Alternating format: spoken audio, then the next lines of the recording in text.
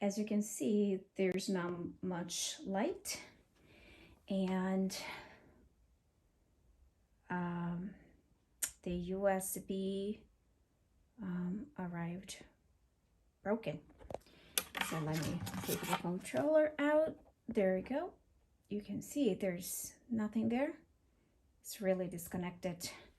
And then we go to the other one, and you will see that it is connected.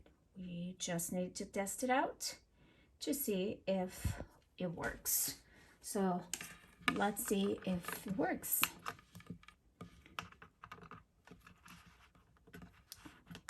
And the hard thing about the lamp, which is the touch ability, see, the USB is not working. The charger does not work.